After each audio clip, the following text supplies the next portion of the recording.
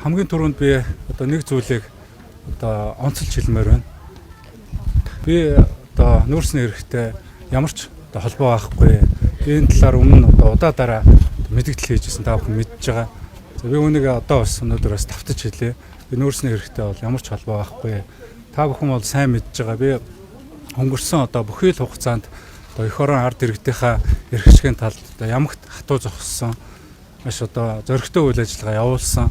Үүнийхээ улмаас их олон хүний одоо эрх ашигыг хүндсэн байна гэж ойлгож байна. Үүнийхээ улмаас олон дайсантай болсон байна.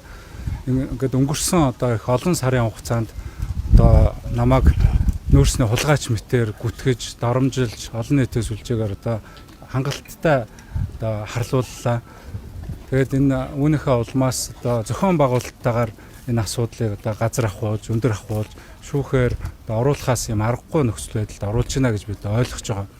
Тэгэхээр би над нүүрстэй холбоотой нэгдүгээрт юу ч байхгүй. Хоёрдугаарт одоо өнгөрсөн бүхий л хугацаанд одоо зөвхөн нүүрстэй холбоотой биш. Энэ авилга, албан тушаалын ямар нэг юм байна уу гэдэг би шалгуулсан. Энэ дээр бол ямар нэгэн юу ч бол байхгүй. Та бүхэн угаасаа одоо энийг одоо бүх нөхцөл байдлыг ил тодор харах байхаа гэж би итгэж байна. Тэгээ шүүх асуудлыг одоо шударгаар шийднэ гэж би итгэж байна. Шүүх хуралдааныг нээлттэй явуулах ёстой гэж би үзэж байгаа. Тийм учраас энэ холбогдох хүсэлтийг би одоо ороод тавина. Тэгээ энэ та бүхэн ч гэсэн ороод одоо ил тодор одоо энэ асуудал юу болоод байгаа юм бэ гэдгийг одоо ил тодор сурвалжилж олон нийтэд үнэн бодит мэдээллийг одоо хүргэх ёстой гэж ингэж үзэж байгаа.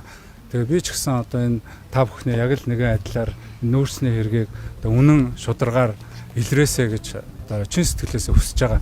Энэ чиглэлээр би бас удаа хэлж ярьж байсан та бүхэн санаж байгаа бол хуулийн байгууллагууд нүүрсний хэргийг одоо үнэн бодитоор нь илрүүлнэ гэж би итгэж байгаа.